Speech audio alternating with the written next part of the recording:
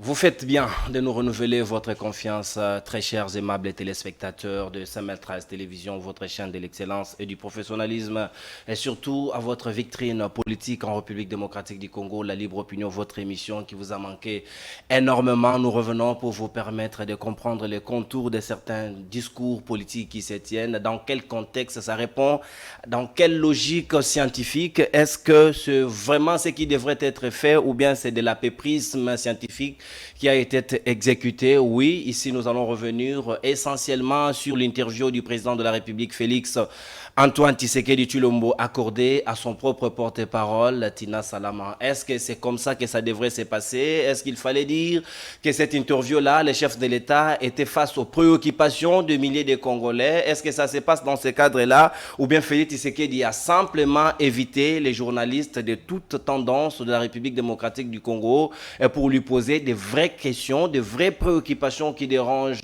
et qui taraudent les esprits des Congolais, qui voudraient bien avoir de bonnes explications de la part de celui qui doit normalement être redevable par la population. Est-ce qu'il a été à la hauteur? Nous allons prendre de manière holistique l'analyse de ces discours. Est-ce qu'il a vraiment tapé? Il a touché les vrais points saillants que les Congolais attendaient de lui, ou bien il a tourné autour du pot? Comment ça s'est passé? Parce que Jeune Afrique a même dit que c'était Fachi qui recevait Fachi.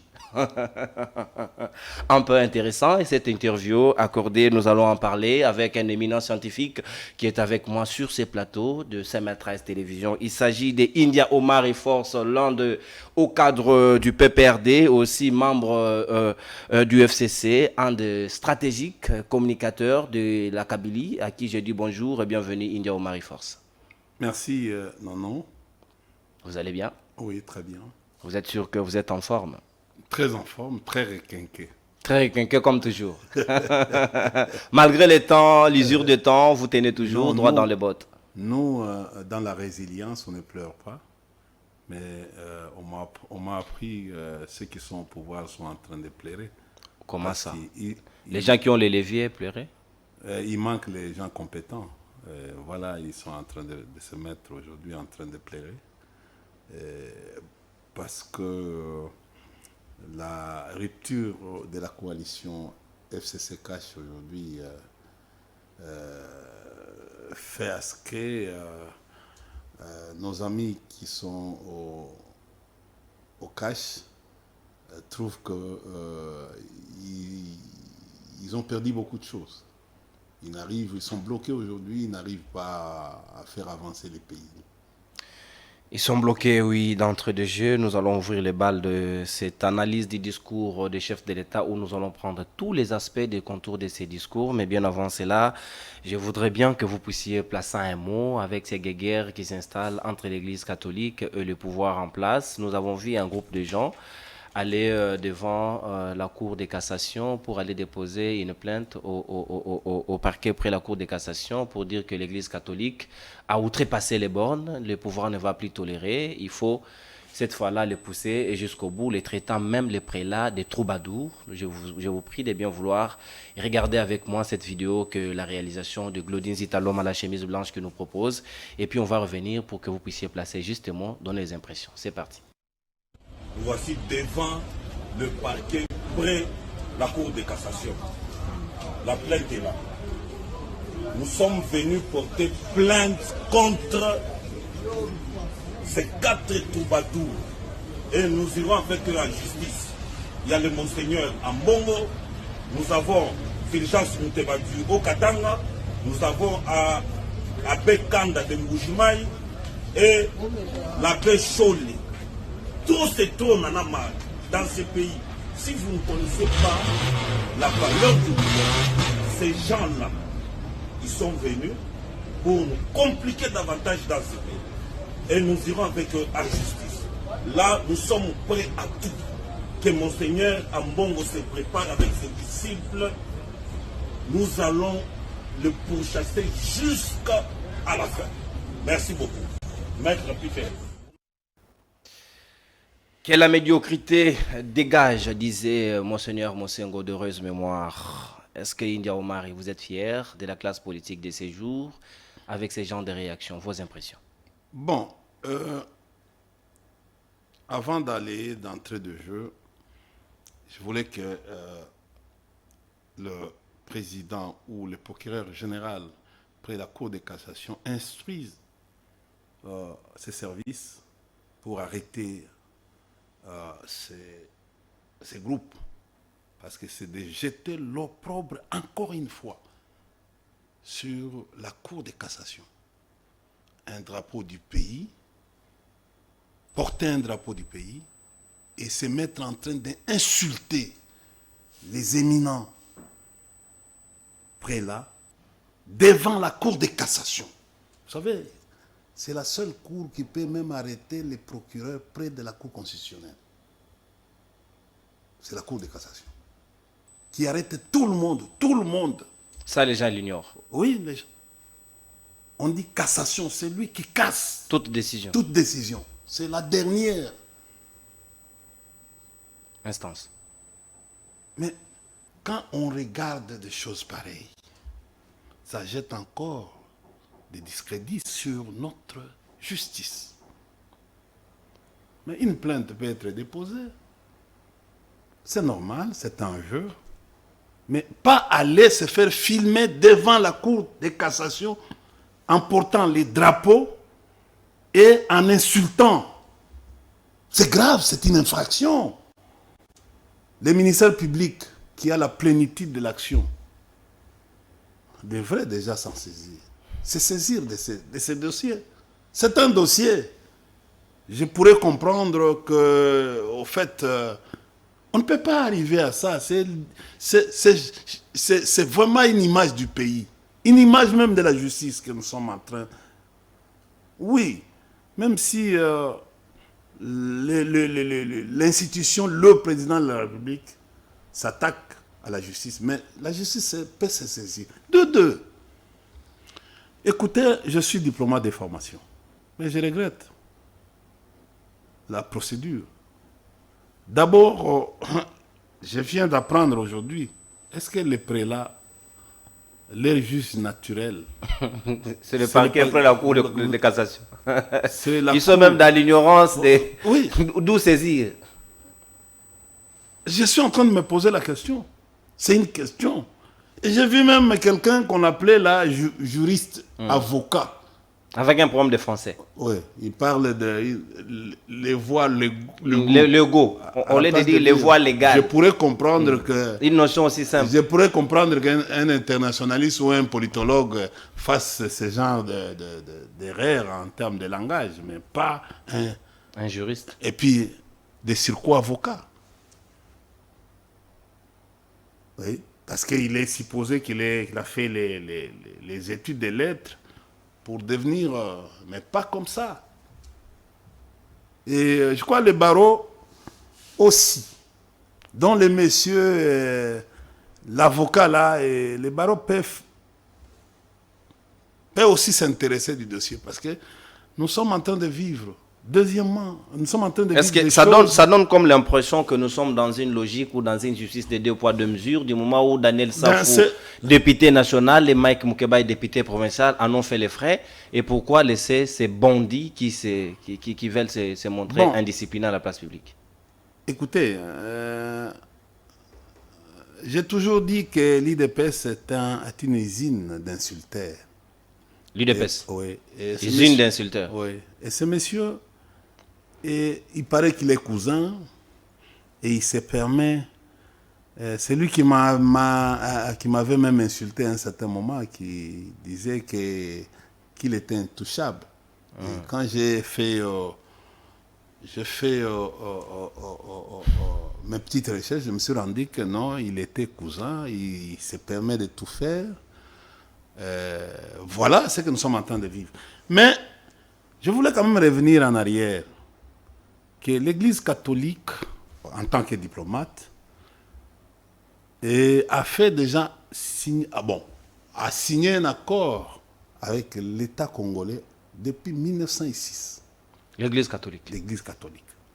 Et cet accord était un accord pour 100 ans, qui devait être revu en principe en 2006 pour faire 100 ans. Pour faire 100 ans. Mais on avait revu cet accord qui était un accord de 21 articles, qui était revu en 2016, à l'époque du président Kabila. Le Saint-Siège est un État. La République démocratique du Congo est aussi un État. L'État du Vatican. L'État du Vatican ou l'État du Saint-Siège, qu'on appelle en sciences diplomatiques.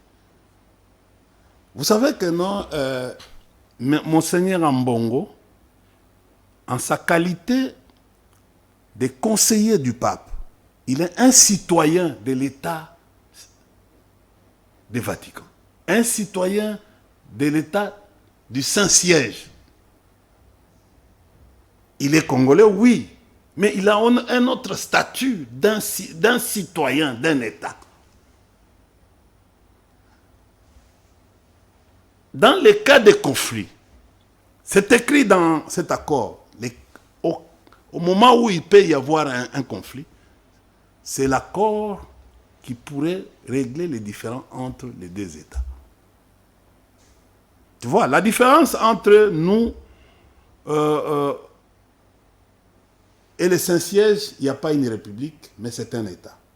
C'est comme en France. En France, on n'appelle pas Macron chef de l'État. Non, il est président de la République. Dans leur régime. Ici, nous appelons président de la République et chef de l'État.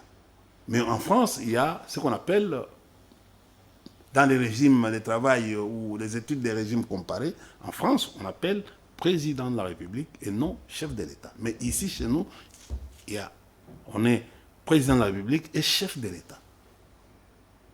Donc, au fait, les gens qui sont en train de croire qu'ils peuvent se permettre de tout faire, ils doivent savoir, ils doivent revenir sur cet accord, soit de 1906 ou... Est-ce qu'ils connaissent d'abord l'accord ou de 2016? Ils ne connaissent pas. L'Église catholique, différemment des autres églises, les autres églises, c'est l'État congolais qui donne une personnalité juridique à l'Église SCC, à l'Église musulmane, à l'Église kimbanguiste. Mais tandis que l'Église catholique, c'est un État. Les deux États se sont mis d'accord et ils ont fait une convention, un accord. Et cet accord, depuis 1906, et cet accord a été revu en 2016.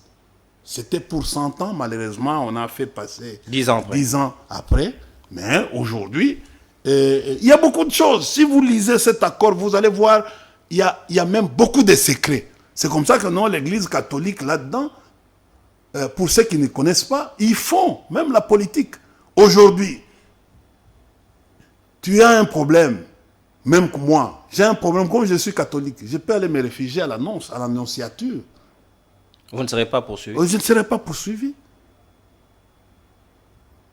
Et d'ailleurs, dans le temps, on disait même à un certain moment que non, on ne peut pas aller attaquer quelqu'un dans l'église catholique, dans l'enceinte de l'église catholique. Bon, on ne peut pas aller arrêter quelqu'un à l'enceinte. Mais il y a des clauses, il y a des articles. Et parfois, l'église catholique, les gens ne veulent pas vulgariser les clauses entre l'État congolais et l'église catholique. Mais pour nous, intellectuels, parce que je suis dans une dimension scientifique, et je suis en train de dire aux gens, à ceux qui ne connaissent pas, Ambongo n'est pas n'importe qui. Il n'est pas n'importe qui. C'est un citoyen de l'État du Vatican, un citoyen de l'État de Saint-Siège, en sa qualité de conseiller du pape. Parce qu'il a même sa maison là, au sein de l'État du Vatican. Il a une maison, il a un bureau. Donc il arrive des fois où vous voyez, il se déplace en Afrique. C'est parmi les grands aujourd'hui. Un cardinal. Les cardinals Ambongo n'est pas n'importe qui. Ici même parmi les autres cardinaux en Afrique, ici n'est pas. C'est parmi je peux dire les meilleurs, parmi les 3 meilleurs cardinaux de l'Afrique qui et où le pape prête son oreille. Merci Ndao Omar. Nous allons maintenant entrer de pied pied. Donc nos amis qui sont en train de vouloir s'attaquer à... Ils doivent aller lire l'accord qui a été révisé en 2016 et ils pourraient comprendre. Je sais que non, ce sont des juristes, ils n'ont pas été bien informés et peut-être leur régime aussi n'est pas suffisamment informé.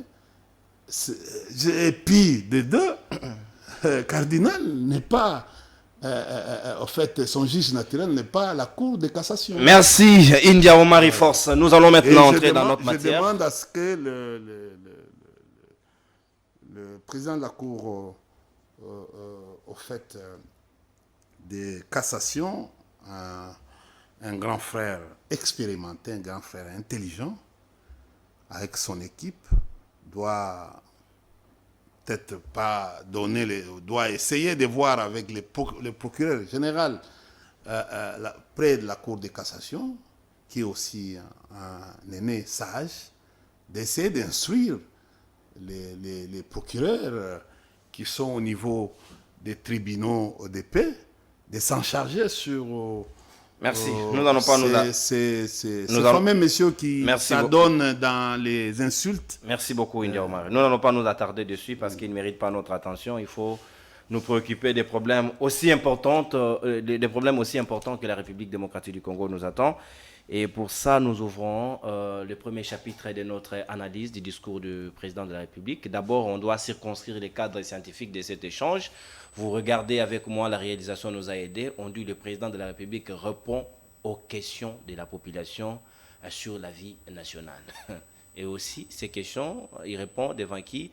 Devant son propre porte-parole. Est-ce qu'ici, scientifiquement parlant, et vous avez également une formation en communication, est-ce que le chef de l'État peut-il s'adresser à la population devant son propre porte-parole, dont ici Jeune Afrique a même parlé, Fachi, interviewé par Fachi lui-même? Bon, après mes recherches, quand j'ai voulu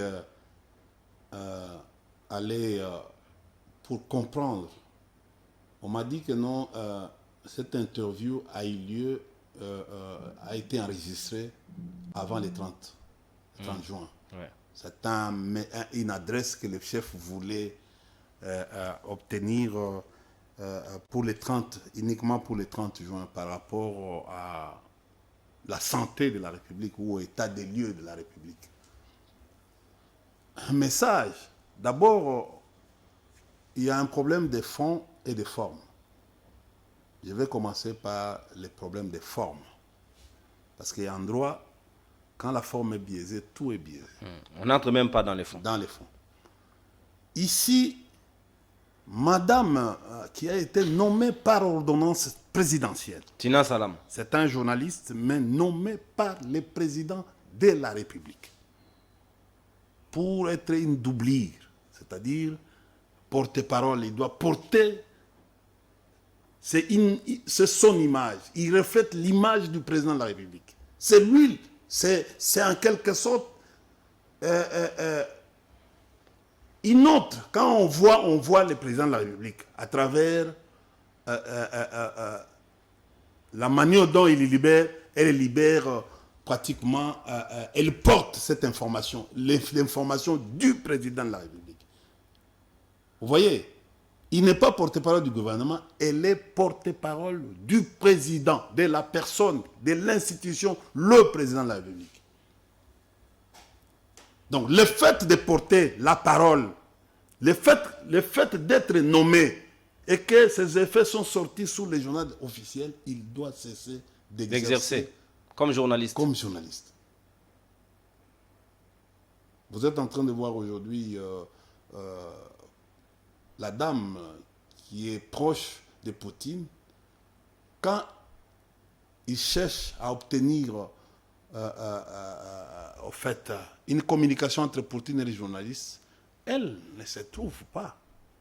Parce qu'elle porte la parole. Elle prépare seulement les cadres et puis laisse aux autres journalistes de pouvoir s'exprimer. Bon, je vois, même Piskov, le porte-parole en fait, du président, on ne les voit pas. comme journaliste. Il en est de même pour la dame, je m'excuse, pour la dame qui est avec Zelensky à la présidence. C'est la même chose. J'ai trouvé très mal, et c'est une honte, de quelqu'un qui est passé par l'IFASIC et de faire une bourde pareille. À qui on doit faire porter les chapeaux de l'ignorance? À Madame Tina Salama ou bien au service Non, ou au c'est-à-dire chef que de non, l'État c'est elle qui doit dire au président que non. Ce qui doit être fait. Parce que le président est encadré. Vous savez, à la présidence, il y a 3 départements. Lesquels? Il y a chargé de presse, hein, c'est ça. Hein, il y avait Nindu. Hein. Ouais. Il y a aussi un autre département là, qui est par les gars ici qui étaient avec Vital Kamerhe. Giscard Koussema. Oui. Il y a... Mais en principe, c'est lui qui devait organiser cet échange.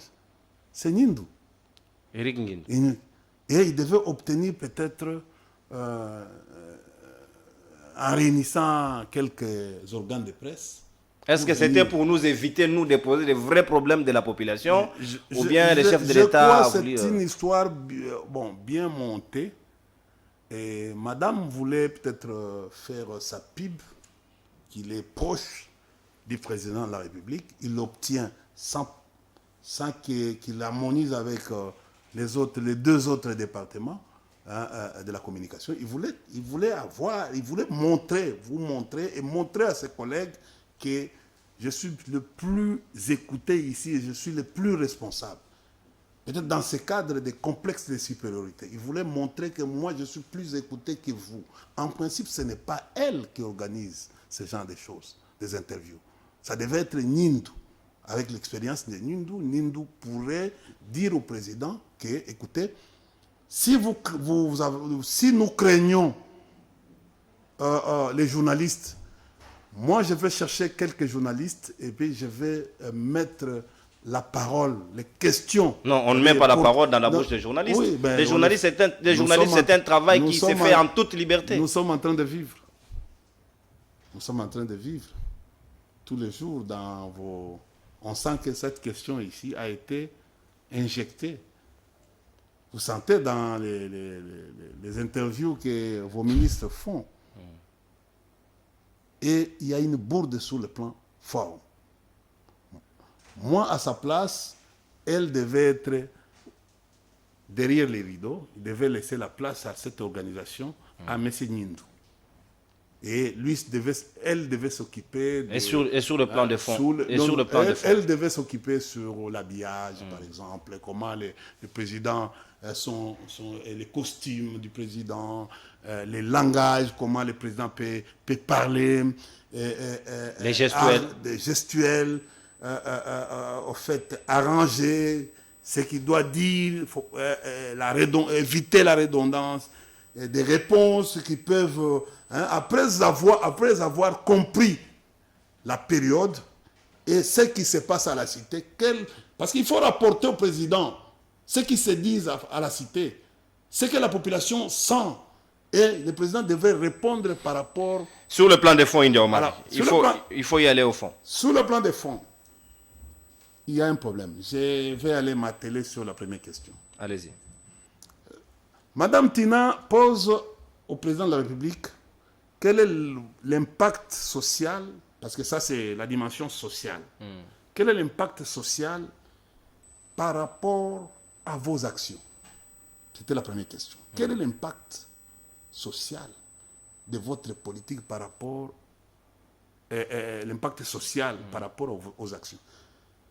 Madame, le président dit, il répond, première dimension, à court terme, à moyen et à long terme. C'est comme ça qu'il a... Moi, je voulais dire juste, le président n'a pas d'action. Oh, comment ça, il n'a pas d'action? Il n'a pas d'action. 4 ans et demi sans action. Le président de la République est limité. Son pouvoir est très limité. C'est réparti dans la Constitution. C'est de l'article 69 à l'article 89. Tout ce que les actes réglementaires du président est résolu de l'article 69 à l'article 89. C'est très limité. L'article 91 parle le gouvernement définit la politique en concertation avec le président de la République. Le président de la République ne pose pas le fait déjà qu'on a défini cette politique. Le président de la République ne pose plus des actions. C'est le gouvernement qui est porteur, qui pose des actions. Sous son impulsion. Sous l'impulsion. Mais quand on dit les actions, on dit l'impact social des actions. Il devait dire même l'impact social. Les actions du gouvernement, normalement, c'est qui devrait être. Regardez comment aujourd'hui, c'est ça la dictature. C'est-à-dire les ministres, c'est ça que pourquoi j'ai introduit la notion,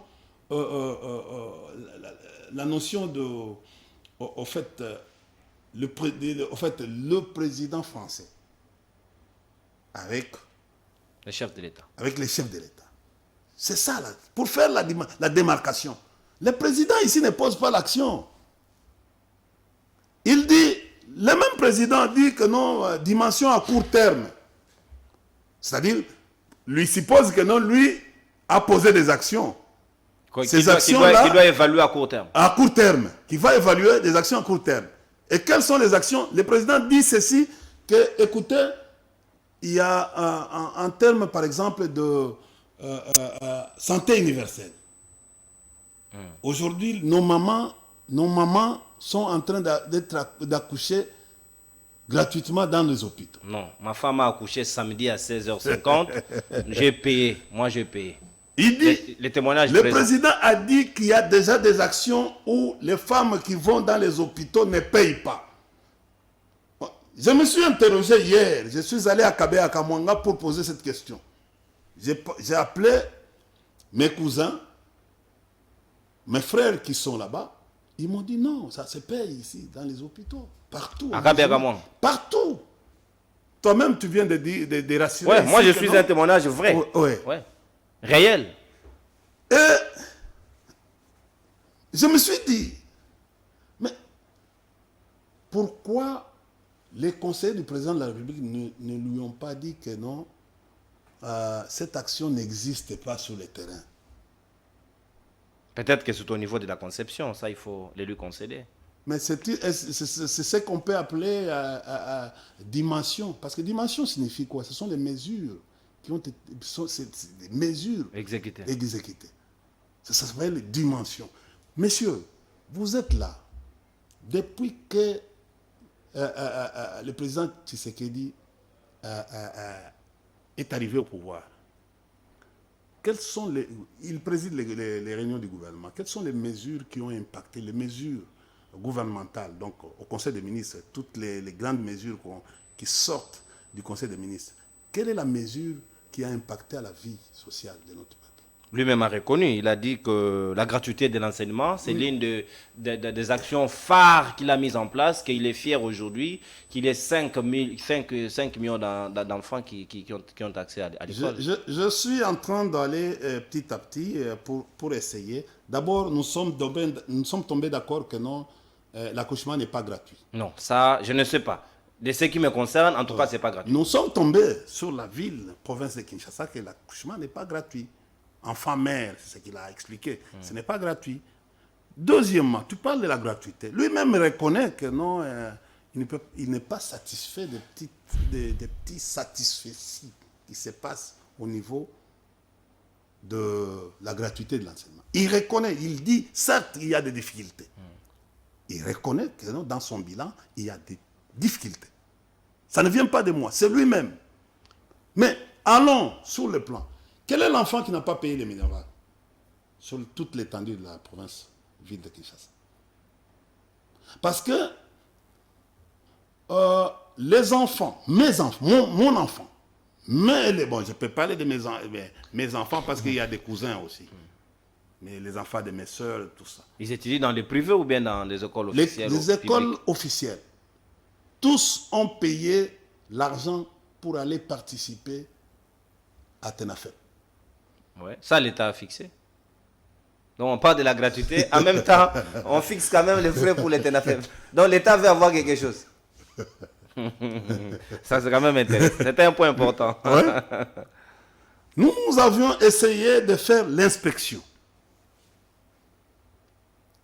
Parce que les gens qui sont en train de discuter tous les jours ici, tout ça, et je vais vous dire ce que veut dire la gratuité de l'enseignement. Allez-y. On a retrouvé que de l'école Kimbuta à l'école Vermola, à Lingua, ici à Kitambo, en passant par les grandes écoles, d'abord les écoles catholiques, tous les enfants ont payé le Minerval cette année, n'est-ce pas? ça c'est selon vos enquêtes. Oui. Je commence par l'église catholique. Tous les enfants ont payé le Minerval cette année. Parce que gratuité signifie d'aller à l'école, de ne rien payer, même un franc. Même un franc. Supposons que le Minerval, les frais de Minerval, c'est $1. Mais quand vous les payez, ce n'est pas la gratuité. On a payé un service. Mais gratuité signifie vous allez à l'école sans payer, sans honorer la facture. Donc c'est un service qu'on vous donne. On vous donne les enseignements, vous payez l'argent. Nos enfants, les parents, vous pouvez poser la question aux parents. Les parents, d'ailleurs, je vais vous révéler un certain nombre de choses. On a vu les enfants en train de marcher dans ce pays, à Kinshasa, n'est-ce pas?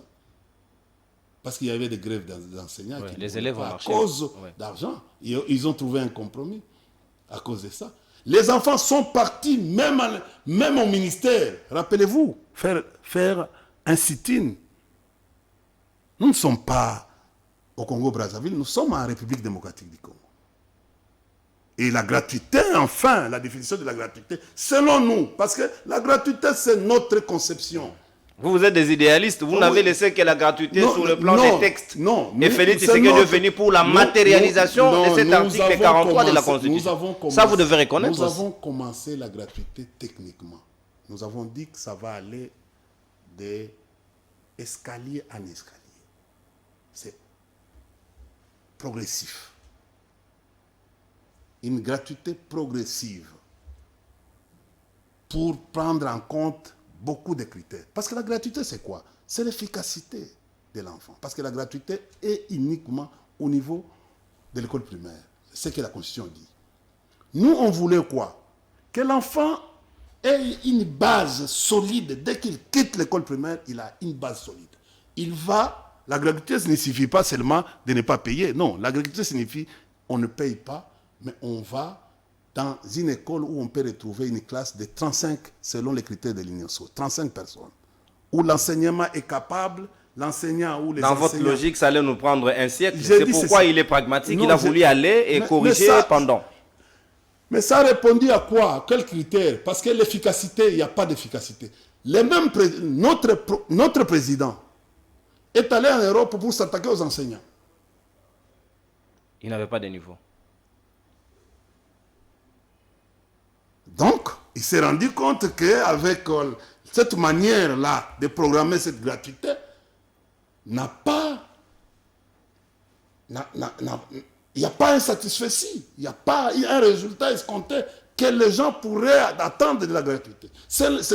La gratuité ne signifie pas seulement que les enfants ne payent pas. La gratuité signifie que l'enseignant ait suffisamment son salaire, même le peu, il doit les recevoir à temps, opportun. La gratuité signifie que l'enseignant, les écoles aient les moyens de fonctionnement. La gratuité signifie quoi? Que, au fait, les classes aient les matériels didactiques.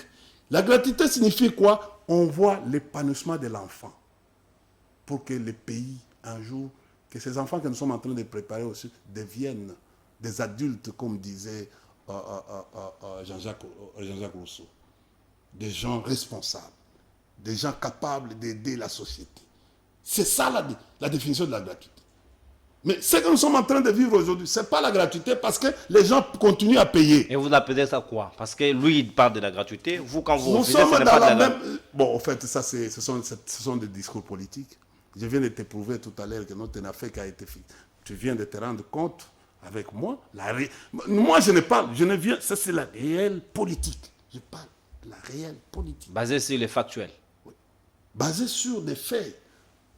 Quand je vous dis que nous disons ensemble que non, on a fixé, c'est l'État qui veut à ce que tout le monde aille à l'école. Est-ce que ça, ce n'est pas pour l'organisation de ces tests? Est-ce que c'est lié au processus normal de l'enseignement? Je ne pense pas. C'est pour l'organisation des textes que l'État... Écoutez, c'est l'État qui fixe l'argent. Je vous ai dit ici, je vous ai donné des certitudes que les enfants ont payé l'argent. Ont payé l'argent. Toutes les écoles ici ont reçu l'argent des élèves, des parents d'élèves. Toutes les écoles de la ville-province de Kinshasa. En termes de propositions, parce que nous devons aller réflexion, analyse, c'est-à-dire proposition. Est-ce qu'il faut maintenir cette gratuité? Est-ce qu'il faut carrément l'enlever? Il faut carrément l'organiser? Qu'est-ce que nous devons faire à la place? Parce qu'il ne suffit pas de critiquer. Il faut attendre sur cette question quand nous serons au pouvoir en 2024. Oh, donc vous ne pouvez pas proposer. Je suis à l'aide d'aller. Laissez-moi terminer. Allez-y. Je ne propose pas. Oh, vous refusez de proposer. Pour quel objectif? Et vous critiquez pour quel objectif? Je critique parce que je comprends que ceux qui sont en train de me diriger aujourd'hui ne sont pas capables de donner un rendement par rapport à ce qu'ils disent à la télévision. La deuxième question de madame sur les sociales, madame Tina. Il pose des problèmes sur base des petits commerces. Tu vois ce qui se passe avec les petits commerces entre les grossistes et les détaillants. Les étrangers qui viennent même dans les petits commerces dans notre pays. Le président répond qu'il y a, dans les courts termes, il y a un processus qui est déjà enclenché de l'identification. De qui? Pour régler cette question de petits commerces. Monsieur le Président de la République, Monsieur Denis Depès, l'identification ne signifie pas recensement. Je pourrais comprendre que Monsieur le Président de la République avait dit que je me suis battu, je suis en train de me battre à court terme pour qu'il y ait un recensement de la population, pour que nous ayons des statistiques fiables afin de pouvoir régler un certain nombre. Parce qu'aujourd'hui, on enseigne l'économie, on enseigne dans nos universités, mais nous avons un problème de fiabilité des statistiques. Pour quantifier la population. Pour quantifier.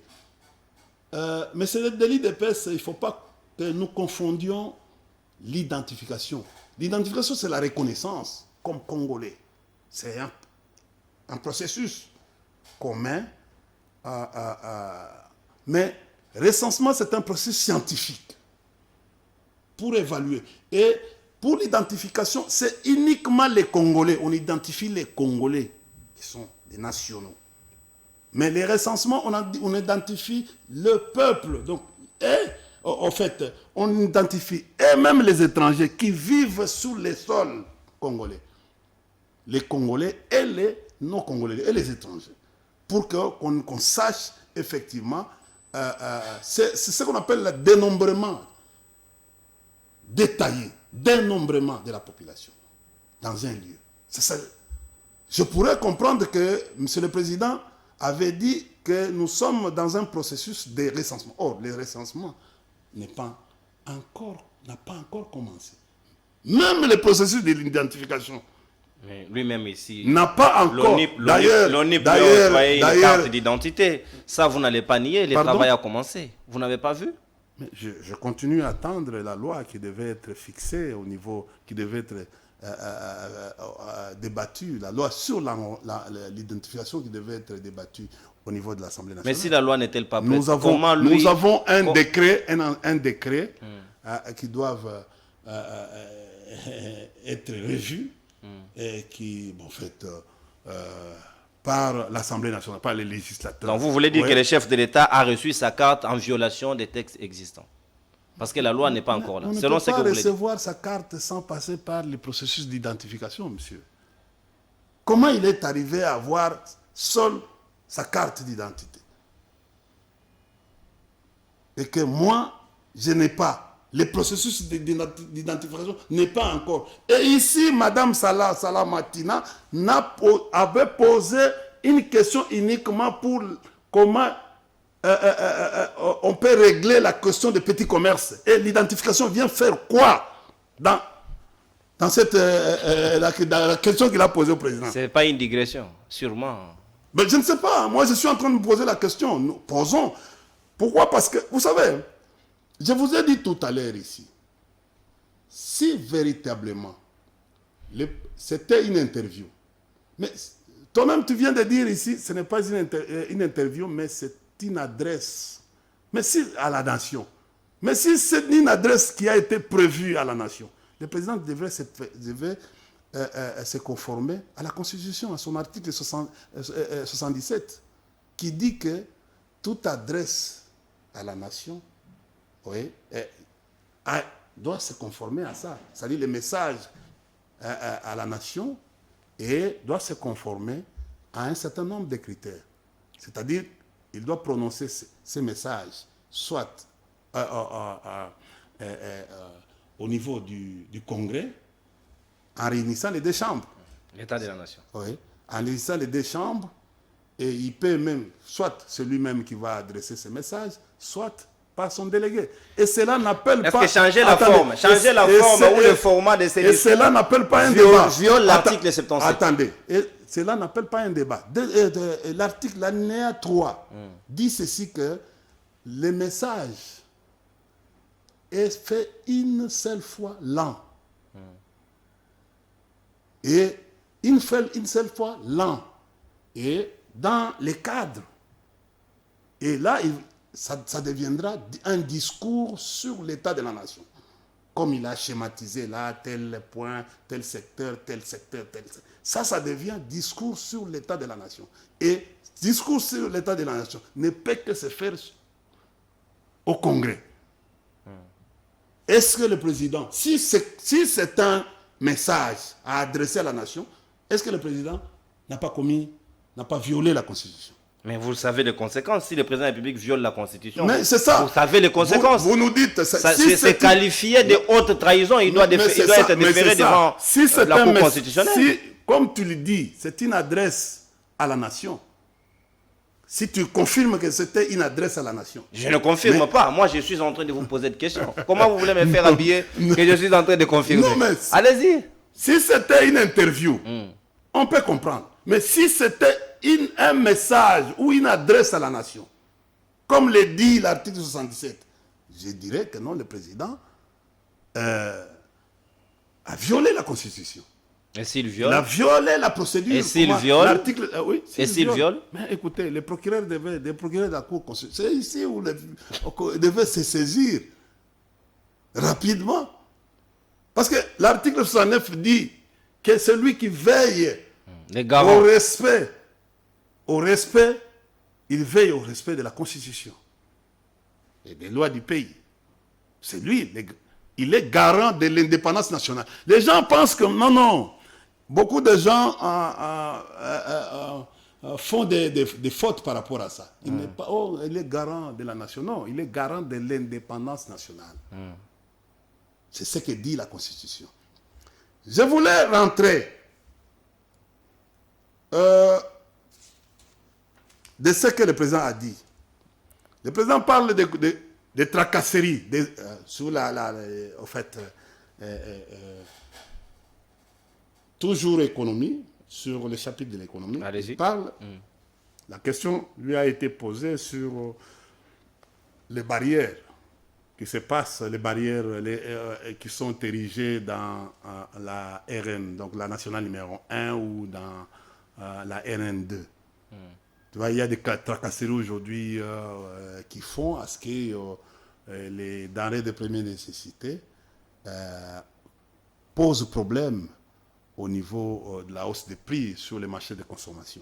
Le président dit qu'il a trouvé une ingéniosité, il a trouvé des mécanismes aujourd'hui.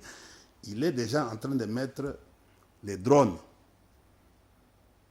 Alors moi je me dis, bon, j'étais étonné, je me dis, des drones dans les barrières, pour faire quoi? Mettre des drones? Non. Je pourrais comprendre que c'est le président disait que non, je suis en train de mettre les caméras Il est, Et je pourrais les contrôler à partir de son bureau. de son bureau.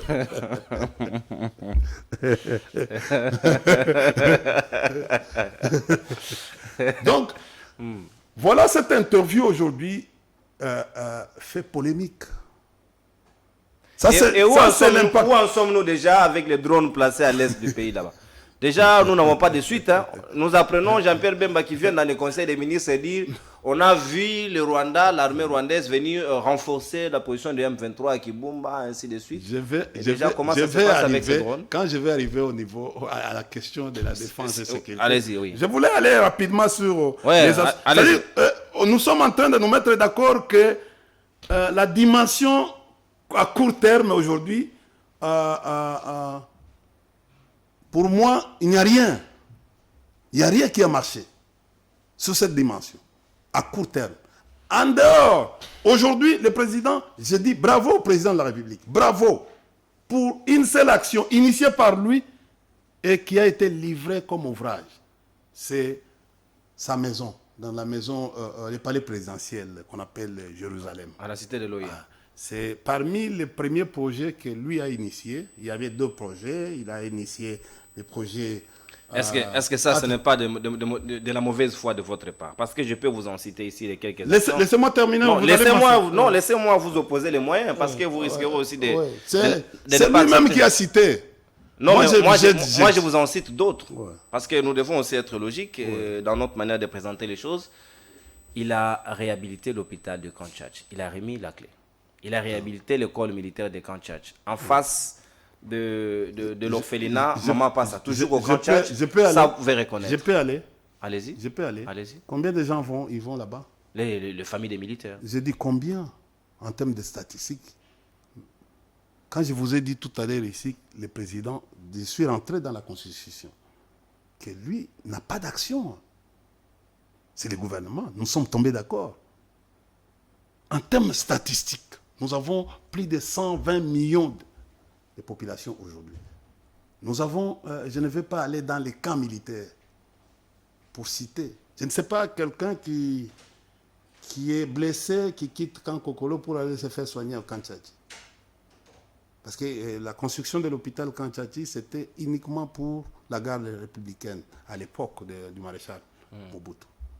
Juste aujourd'hui, d'ailleurs. C'était un hôpital de secours. Bon, qui n'a pas un meilleur standing comme Mama Yemo, comme les autres hôpitaux de référence. Ça, c'était un hôpital de secours. Quand vous avez un problème, avant qu'on t'achemine, on essaie un peu de prendre les premiers soins. C'était ça. Mais au fait, vous n'allez pas aller aujourd'hui faire accoucher 1000 personnes, les femmes, 1000 femmes de militaires sur cet hôpital. Bon, ce n'est même pas, je ne peux pas appeler clinique ou centre hospitalier. Donc, au fait, il faut faire la part des choses. C'est comme le président a dit. Il a dit que non, dans le cadre social, le président dit que non, écoutez, j'ai construit, au fait, à court terme, que mes actions, il y a chez lui, à Mopompa, Kabea Kamwanga, il a construit une école. Et il a construit encore le service national. Le service national a aussi construit à Ankoro. Chez Mosé. Oui, au fait.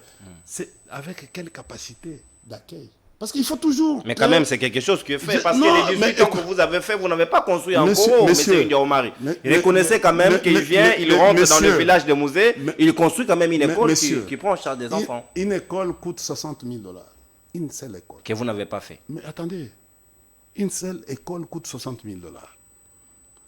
Mais quand si vous êtes déterminé, vous dites à la télévision que moi, vous pouvez faire 100 écoles pour une année, n'est-ce pas? Avec $600 000, vous pouvez faire 100 écoles pour une année. Mais si vous faites pour un mandat, 500 écoles, donc une année, 100 écoles, 500 écoles.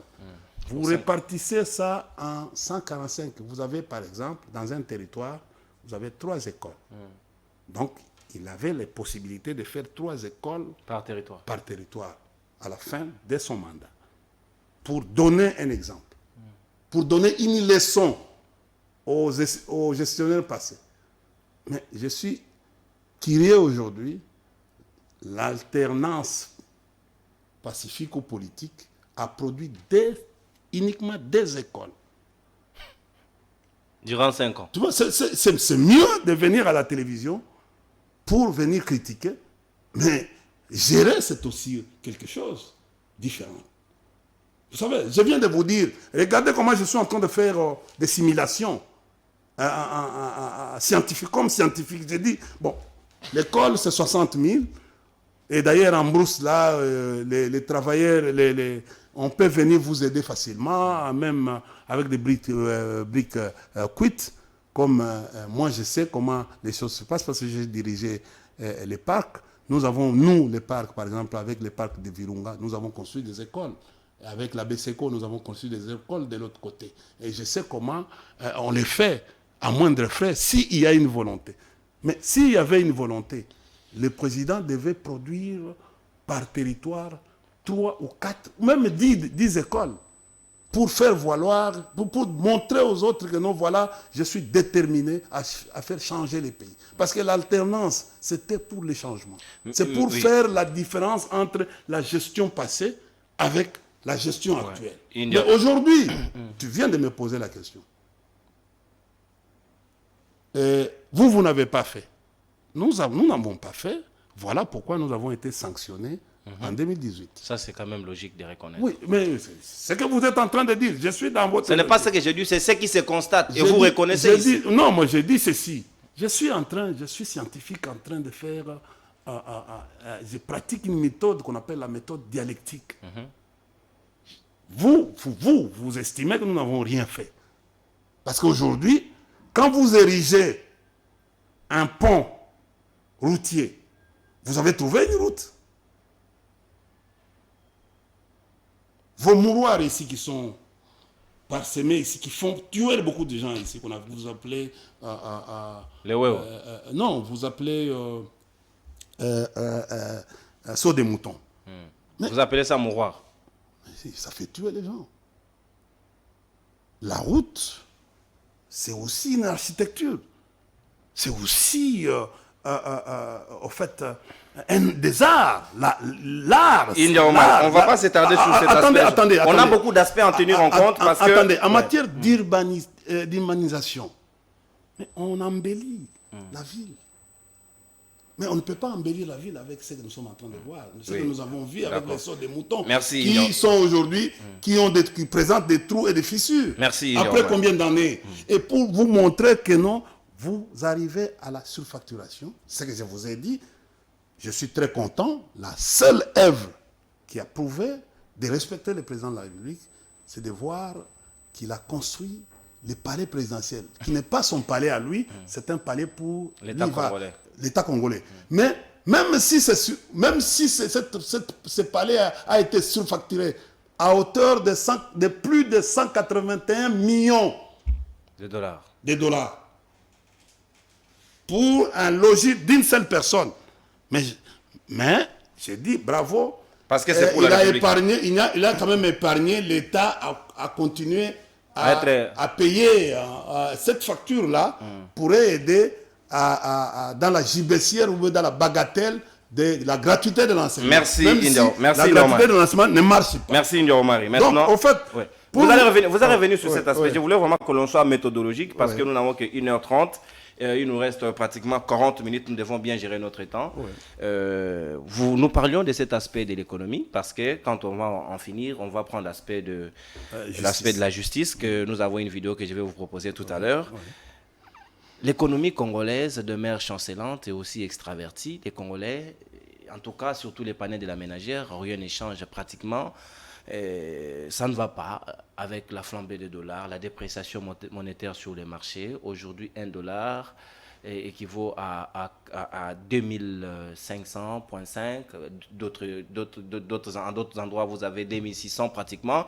Il y a même risque que d'ici décembre, que nous y allions jusqu'à 3000 francs $1. Est-ce que vous trouvez déjà que aujourd'hui, nous devons prendre des dispositions. Et sinon, le peuple congolais, jusqu'au mois de décembre, ce sera en tout cas catastrophique pour le mandat de Félix Tshisekedi.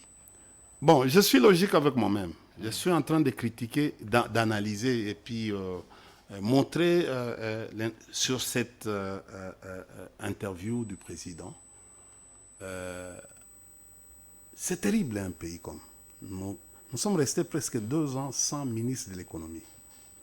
Maintenant qu'il est là, le dollar n'a pas, pas eu peur des caméras pour non, je voulais juste vous prendre dire la flèche. ceci, un pays sérieux ne peut pas rester 2 ans sans ministre de l'économie. Moi, j'ai pensé, avec l'alternance, que le président de la République va venir avec l'aspect, la dimension économique, c'est-à-dire un projet économique à mettre à la disposition de notre peuple. C'est-à-dire, nous disons, nous, politologues, donnez-moi une bonne économie, je te donne la politique, de la réelle politique.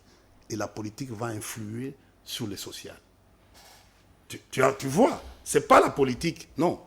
Vous venez avec les grandes décisions économiques, vous mettez en place et les décisions économiques vont vous mettre en règle avec la politique, avec les décisions politiques qui vont renverser la tendance pour impacter les sociales.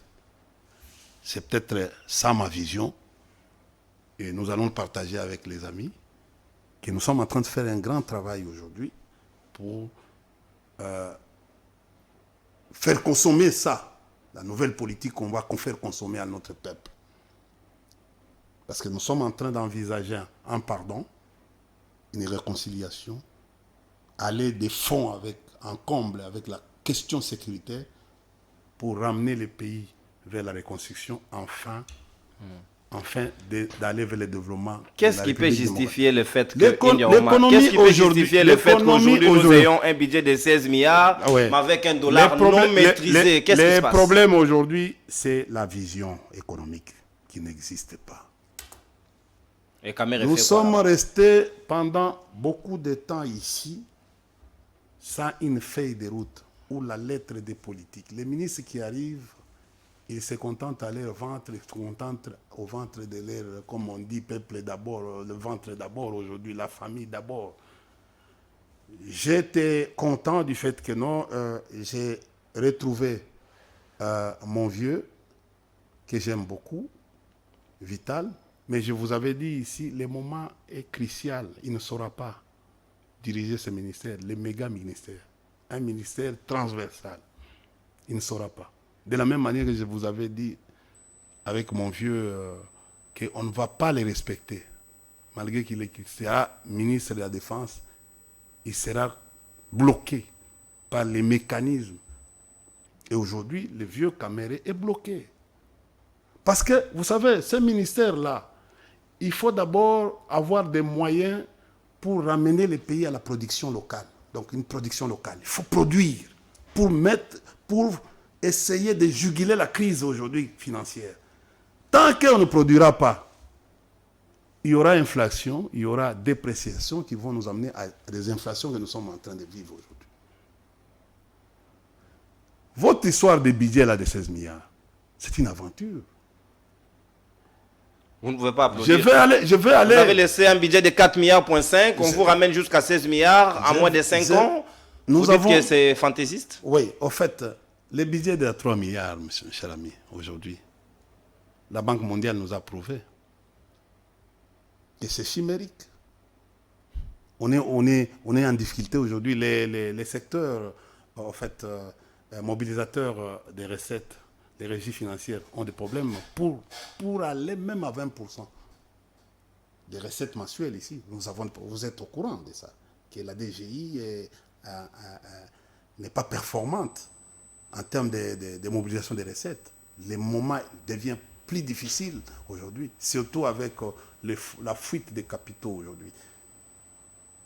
Est-ce que tu sais que aujourd'hui la RDC est en pleine récession sur le plan technique? Parce que comment arriver à comprendre que ce pays est en récession? Le premier critère, c'est le ralentissement des activités économiques que nous sommes en train de connaître. 2, c'est le recul du PIB. 3, c'est l'inflation. 4, c'est surendettement des entreprises publiques. Madame la ministre du portefeuille nous avait dit au Conseil des ministres que non, les entreprises publiques ont une dette de 8 milliards pour les viabiliser. 4, nous avons un problème de ménages. Vous êtes en train de... Je vous cite. Et pour revenir à la question économique, oui, vous pouvez condamner. Le problème, c'est quoi? Les vieux devaient être au bureau. Faire quoi? Être au bureau, quand il est arrivé, d'abord faire un état des lieux et faire un plan de redressement de son secteur. Et faire une feuille de route de 20, 30 ans. Ce qu'on appelle en Sciences Po la lettre des politiques sectorielles. Comment il peut diversifier l'économie de la RDC? Parce que, tu vois, vous avez dit que notre économie est extravertie. Notre est basée sur un seul secteur qui est les mines. Et dans même les mines aujourd'hui, nous avons des difficultés pour certifier nos mines. La certification des mines. Nous avons des difficultés, on ne sait pas la valeur de nos mines. C'est pourquoi ils ont pris la décision de ne plus exporter en état brut. J'ai dit ceci, mais on exporte. Qui vous a dit qu'on a interdit de ne pas exporter? Il ne faut pas suivre ce que vous suivez à la télévision. Ils ont pris une décision de ne pas exporter. Mais vous allez... si vous avez pris cette mesure de ne pas exporter, vous devez mettre l'industrialisation ici. Tant que vous n'avez pas... C'est comme ce que j'ai entendu. On me dit, on va essayer de relever l'industrie de maisons préfabriquées qui sont à Kisangani. Mais à côté, au Kantchachi, il y a les maisons préfabriquées. Pourquoi on ne veut pas continuer ce projet qui nous a coûté, qui a coûté même à mon vieux VK, la prison, et qui n'ont jamais trouvé une fin. Toujours la fin de non au fait. Or, ils ont le droit de redevabilité à la population par rapport à un certain nombre de choses. Donc, allez vite à Kisangani, mais vous oubliez que non, à côté de vous, parce que les Jérusalem, et là où sont on a abandonné ces maisons-là, c'est quelques mètres. Les palais présidentiels, là où on dit Jérusalem, et là où c'est quelques mètres. Mais ces maisons-là, préfabriquées, qui ont été achetées, et, en fait, avec l'argent de l'État, serviront à quoi? C'est une question qu'il faut se poser. Je vous dis, mon cher ami, aujourd'hui, mais je pensais qu'on peut faire des innovations. L'industrie sur des régies de Maluku. On peut réveiller ça. Ici, nous avons cimenterie de Lukala.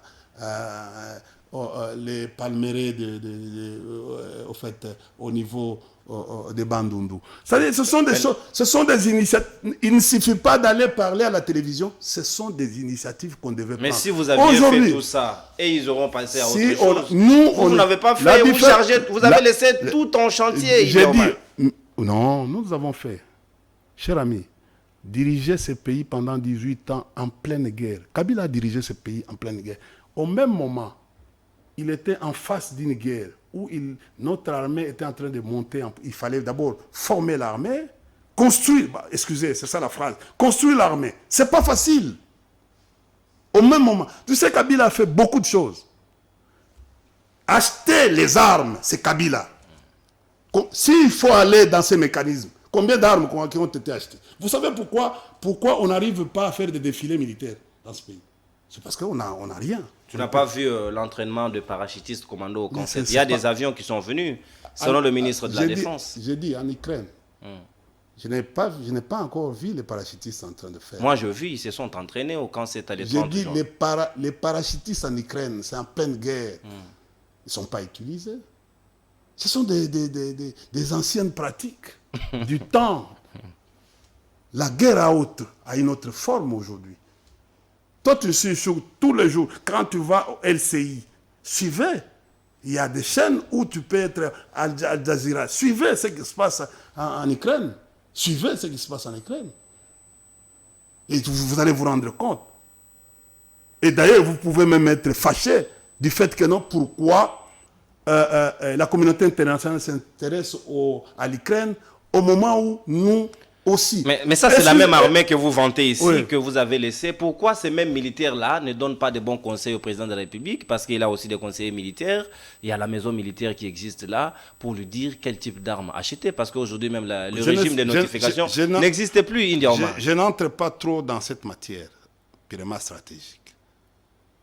Je n'entre pas trop. Tu as fait les chess, tu connais de quoi je parle. Je suis ce qu'on appelle, je peux dire, au fait, aîné même de chess, parce que nous sommes parmi des gens qui ont été envoyés dans des grandes formations pour. Et la note, j'ai conseillé pour que. Je suis parmi les conseillers qui ont fait à ce qu'on crée la chess ici en République démocratique du Congo. Non pas uniquement pour les militaires, mais pour renforcer les capacités des professeurs d'université et les gestionnaires, donc les dirigeants du pays. Cette école-là n'a pas seulement l'importance, parce qu'en principe, il devait avoir des compartiments.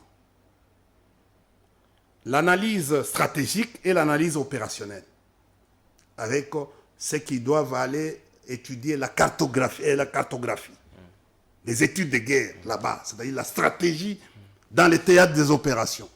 Parmi une des meilleures des écoles en Afrique centrale. Mais en fait, avec le président Kabila et le général Etumba, on a fait des simulations avec les Belges au début. Ben, aujourd'hui, c'est les Français qui prennent. Nous, on a voulu faire comme on fait en Belgique. Parce que les Belges sont très coopératifs. Ils donnent. Vous savez, d'ailleurs, ici, on ne donne même pas les cours d'analyse imagée, en fait, avec les systèmes. Nous avons appris le système Best. Je voulais qu'on soit plus direct. C'est pour vous dire... Après tout ça, la formation des cadres que nous avons eue, nous faisons plus d'une année aujourd'hui, une année et 2 mois, que Bunagana, Ruchu et ça vous entrez dans la question de la défense maintenant. Comment vous pouvez accepter que nous soyons dans cette mesure-là alors que nous détenions l'une des écoles les plus stratégiques? Est-ce que tu peux me laisser mettre un peu une incise? Vous avez 5 minutes pour prendre le tout avant qu'on ne prenne l'aspect judiciaire parce qu'on doit évoluer. D'abord, la question des services nationaux. Allez-y. L'impact de la production du service national par rapport au nombre de notre population ici. C'est rien. C'est insignifiant. C'est insignifiant. Nous encourageons l'initiative. Et nous voulons à ce que ce service national s'étende avec un modèle où ça peut s'étendre dans toutes les provinces pour avoir une capacité Pourquoi de pas production. l'industrialisation de ça? J'ai dit, mais écoutez, on a fait la première expérience avec Bukangalonzo pour créer une chaîne de valeur. Ça, c'est une mauvaise expérience parce que vous en connaissez c'est la mauvaise volonté. C'est la mauvaise foi. Des kabylistes. C'est la mauvaise foi. Nous avons des Congolais qui sont des méchants. Kabylistes, il faut le dire. Attendez.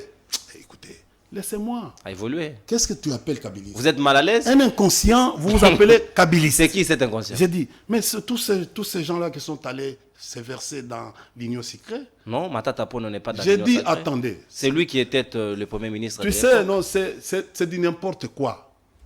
Mais quand, écoutez, après Matata Ponyo nous a nourris ici avec Bukangalonzo. C'est de la méchanceté. C'est de la méchanceté. Mon cher ami, je vais vous dire, c'est parce que Matata Ponyo ne voulait pas dire dès le début. Matata Ponyo, il y avait des centres de vente à Ipen, à Bandalungwa, n'est-ce pas? On avait bouffé les maïs de Bukangalonzo. Pour combien de temps? Mais ce n'est pas... Le Premier ministre a duré combien? Parce que la production de Bukangalonzo a commencé en 2014. La première. C'est les champs. Ce n'est pas... Il faut pas comprendre l'agriculture comme vous êtes en train. Non, l'agriculture, ça s'appelle l'investissement. C'est pas ça que vous êtes en train de... C'est de la méchanceté. Vous voyez un procès où Premier ministre qui n'a pas l'action, qui n'a pas un portefeuille, est appelé par le parquet près de la Cour constitutionnelle au moment où les ministres sectoriels ne sont pas appelés. Écoutez, la dame là, Ida, sénatrices que j'ai saluées, c'est lui, elle, qui était la DG. Elle est sénatrice, mais n'a jamais été appelée par les parquets. Ida Kamonia, je crois que c'est ça son nom. Ouais. Vous avez déjà vu, quand on veut faire la traçabilité, on commence par où? On commence par creuser. Comme on a fait, on a arrêté les criminels, on va aller jusqu'au commanditaire. C'est ça. C'est comme ça que ça se fait. Tu as déjà vu. Au Congo, on s'arrête toujours quelque part. On n'a pas vu de commanditaires, même chez les criminels. Ok, c'est comme ça que les procès commencent. On appelle les DG, les PCA, les membres du conseil d'administration. Parce qu'il y avait, Bukangalonzo était divisé en trois. C'est toute une chaîne. En trois entreprises. Et avec des ministres. Les ministres de l'économie à l'époque, c'était les sénateurs. Les ministres de l'industrie, c'était le directeur du cabinet du sénateur, du président du Sénat. N'est-ce pas? Les ministres de l'économie, ainsi de suite. Il y avait aussi le ministre de l'industrie, il y avait le ministre de l'économie, il y avait il y avait aussi un autre ministre, les trois ministres qui avaient trois entreprises. Il y avait aussi les DG.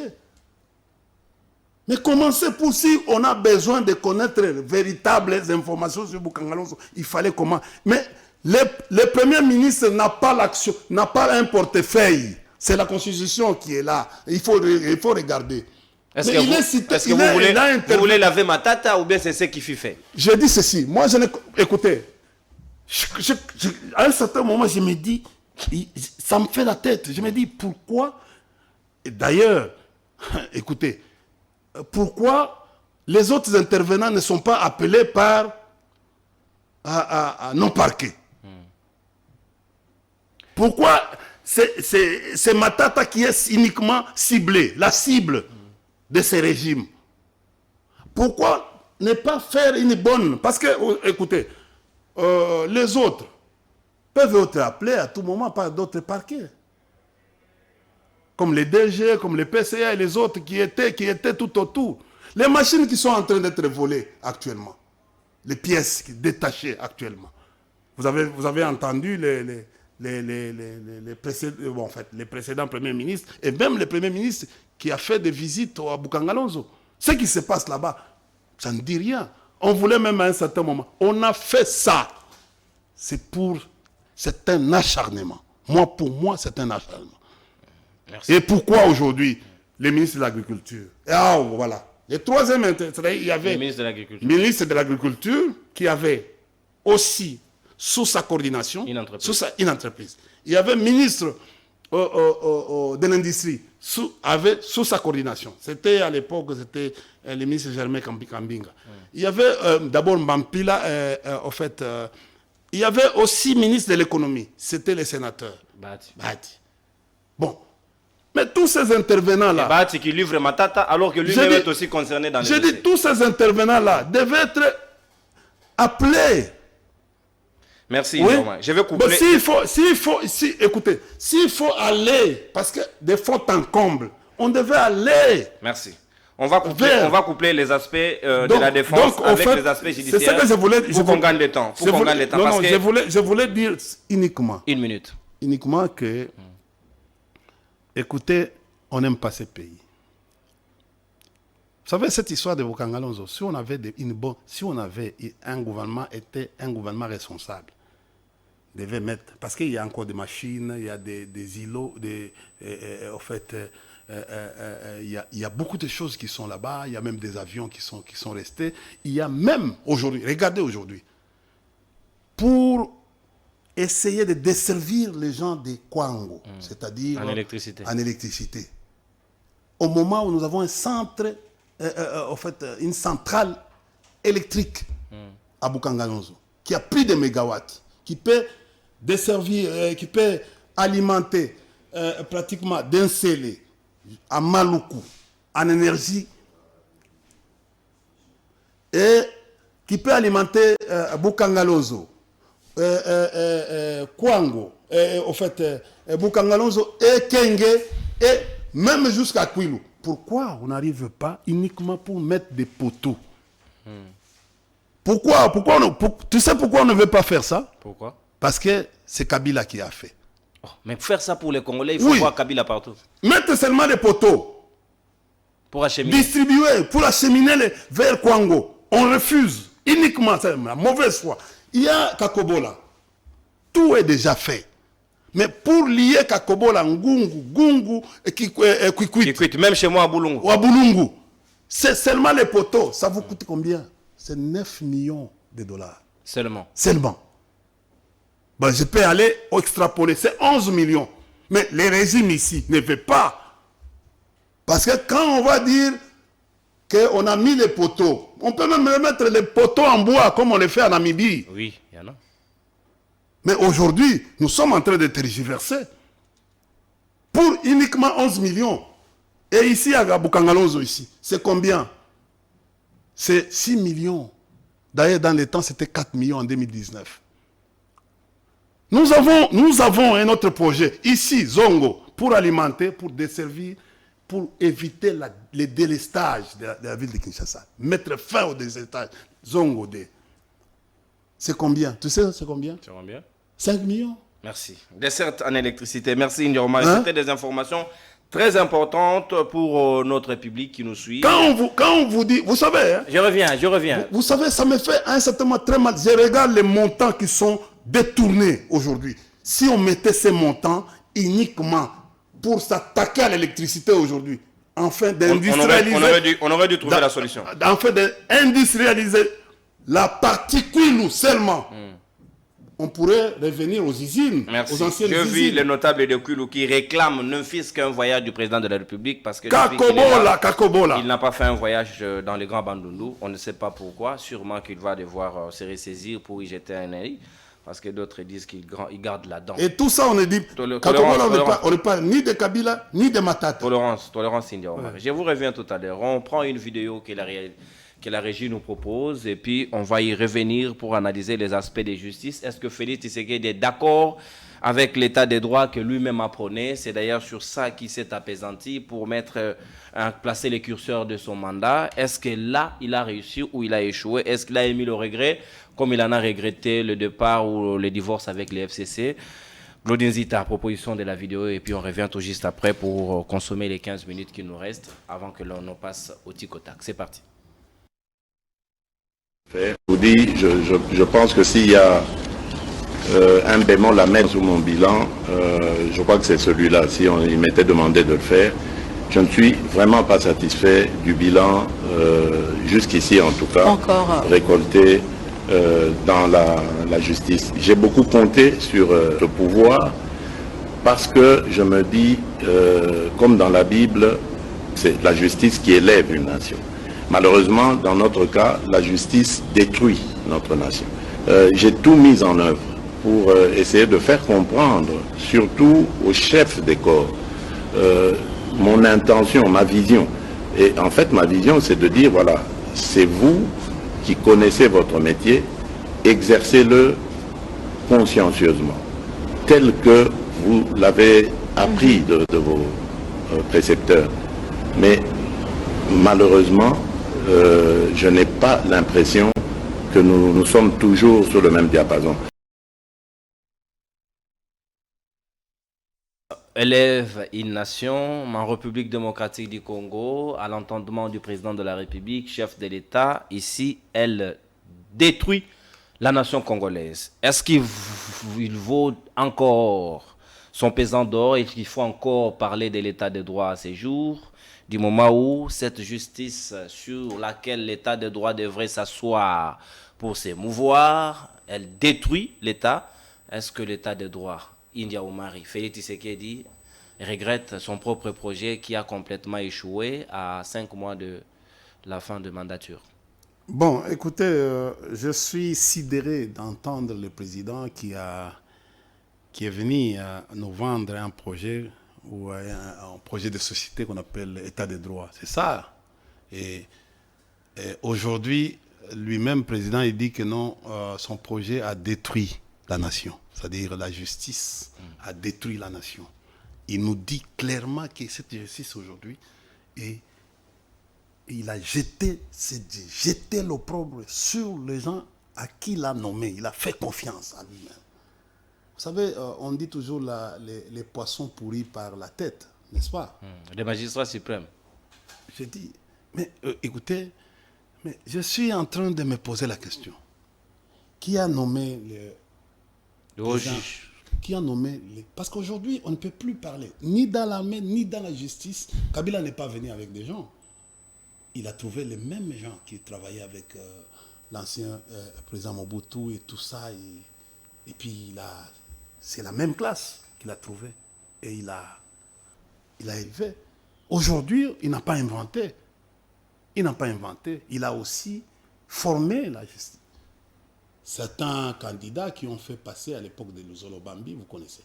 Mais aujourd'hui, qui a nommé mon aîné Kamuleta? Un ancien magistrat. À la Cour constitutionnelle. À la Cour constitutionnelle. Qui a nommé mon grand frère, Mokolo, PG, que je respecte beaucoup. Un haut magistrat qui a circulé même sur la partie Bandundu et tout ça. Qui a nommé les hauts magistrats au Conseil d'État? Mais qui a nommé mon aîné Vonde à la Cour de cassation? Qui a nommé les procureurs généraux dans les... Mais moi, je vois ça très mal. Est-ce qu'il n'est pas sincère envers lui-même? Je dis, je vois très mal. Moi, je suis même moi-même ridicule à un certain moment. Je me pose la question, mais ça veut dire quoi? Ça veut dire quoi aujourd'hui? Bon, le président n'a pas d'excuses. Les mots est fort. Oui, j'ai dit, le président n'a pas d'excuses. Ce n'est pas le fait de venir passer à la télévision pour dire que non, je ne suis pas d'accord avec mon projet, que nous aurons pitié de lui. Non, il dit non seulement qu'il n'est pas d'accord, il dit que ce projet a détruit la nation. Et le président, vous savez, et j'ai entendu, ce que vous n'avez pas entendu. Le président parle de la justice. Lui n'est pas satisfait de notre justice pour lui. Donc, son projet État de droit, qui était un ancien projet du papa, le fait Étienne. Un projet de société, État de droit. La vision du papa Étienne. Aujourd'hui, cette vision-là n'a pas fait de rendement. Mais vous êtes venu proposer aux gens que non, voilà, je vais m'intéresser à ça. À la fin de votre mandat, vous regrettez, ou vous dites que non, votre projet a même détruit la nation. Et pourquoi vous demandez le deuxième mandat? Soyons cohérents avec nous-mêmes. Vous demandez le deuxième mandat, pourquoi? Parce que le bilan est chaotique. Vous-même, vous venez de dire, de le confirmer. Nous, opposants, nous le disons tous les jours. Mais vous venez de dire que vous avez, en tout cas, votre vision a détruit la nation congolaise. Et moi, je suis content quand il dit ça. Ça nous permet, nous, d'avoir des arguments aujourd'hui très forts au niveau de l'opposition pour qu'il y ait une alternance en 2024. J'ai dit pourquoi. Le président, au-delà de ça, il nous donne un autre argument.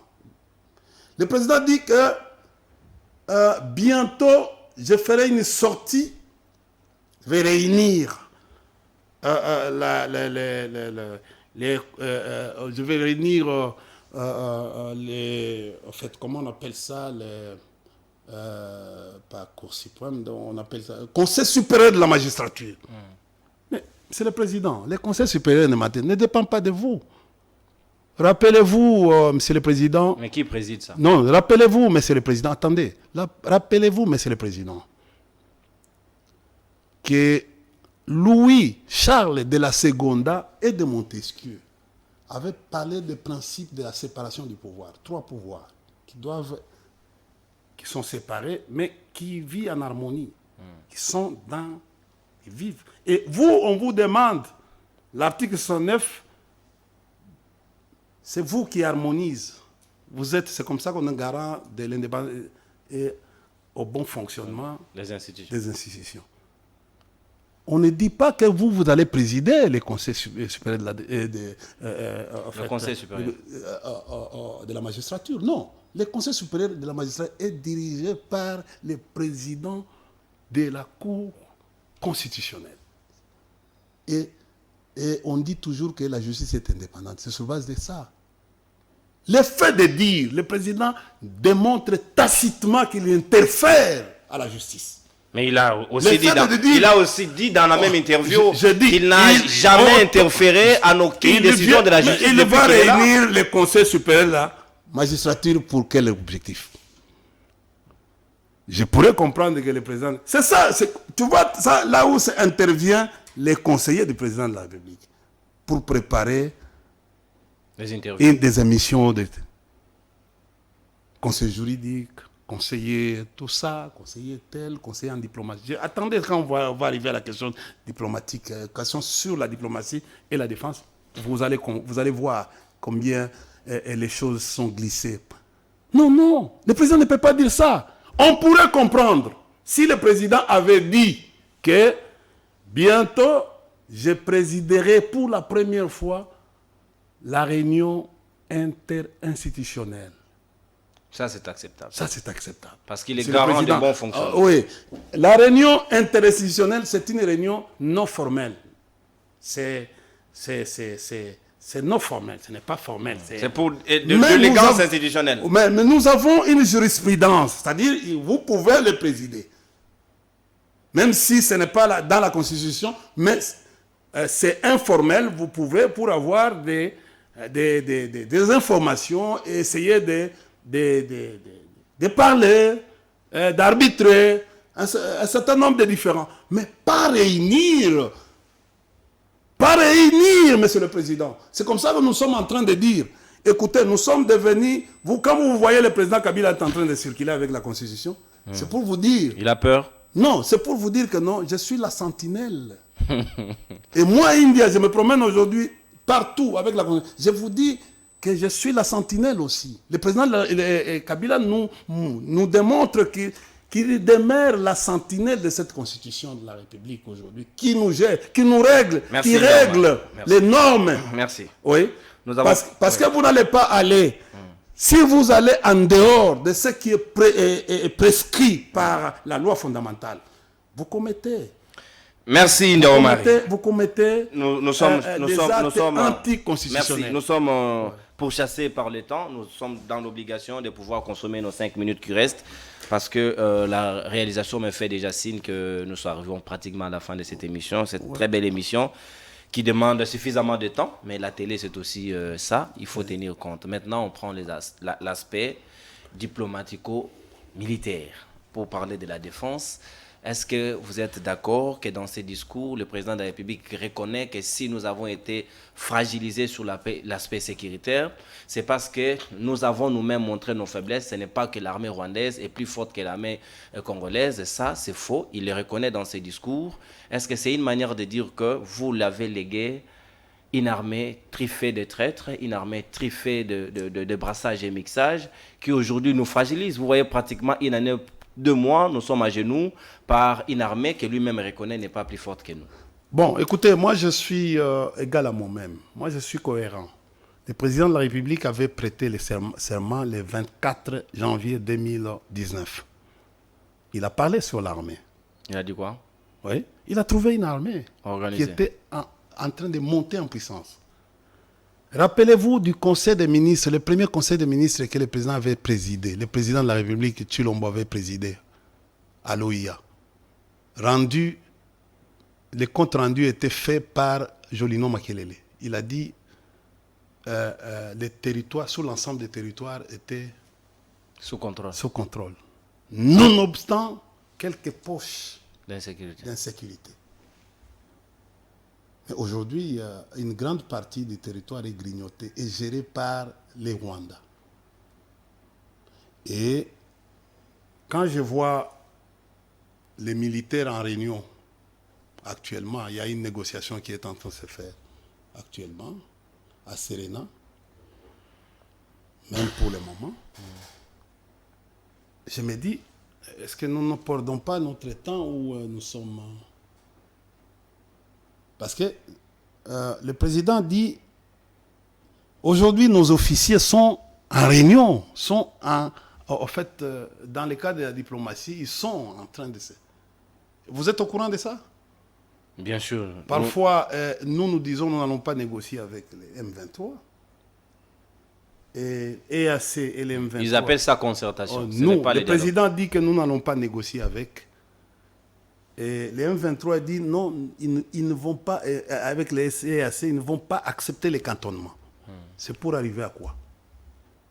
Et ce qui se fait actuellement, c'est pour arriver à quel résultat? Chers frères, aujourd'hui, nous n'avons pas les mêmes entendements. Les jours où nous aurons, les Congolais on va dire aux Congolais la vérité. La guerre va cesser. Vous êtes sûr qu'il y a une vérité qui est cachée? Quand le président de la République dit qu'ils ne vont pas rompre les relations diplomatiques avec les Rwandais. Parce qu'ils considèrent que le peuple rwandais ne sont pour rien, c'est ça? Écoutez, mon cher ami, vous savez ce qui signifie le régime politique? Régime signifie, c'est les bananes, c'est intensé, c'est collé. Vous avez déjà vu un pays qui est dirigé sans peuple? Les militaires viennent du peuple. Oui. Vous pensez que les Rwandais n'aiment pas leur président? Qui vous dit? Qui vous ment? Vous pensez que les Congolais n'aiment pas les présidents? Oui, on peut accepter que non, il peut y avoir des contradictions. Enfin, oh non, mais j'aime le peuple, mais je n'aime pas... Donc, le président Félix aime le peuple rwandais plus que Kagame lui-même. Je dis, non, mais je ne suis pas dans cette conclusion tacite. J'aime... Et regardez aujourd'hui, comme vous ne voulez pas rompre, un certain India ou un certain Salomon peut quitter ici, il prend son vol. Bon. Vous aimez le peuple, non? Il prend son vol, il va au Rwanda. Vous êtes en connivence. Et dès que vous allez retourner... On vous accuse de connivence avec le peuple rwandais. Vous étiez avec le peuple rwandais, non? Ça, c'est la malice du régime. Je ne comprends rien. Moi, je ne comprends rien. Quelle est la logique? Quelle est la logique? Donc, on n'a rien avec le peuple rwandais. Mais si vous voyagez vers le Rwanda, vous êtes des mèches. Vous êtes pourchassés par les services. Et de deux, l'ambassade du Rwanda existe et continue à régner dans les pays ici. Vous savez que non, l'ambassade, tu peux aller voir avoir les visas aujourd'hui à l'ambassade du Rwanda pour aller à Kigali.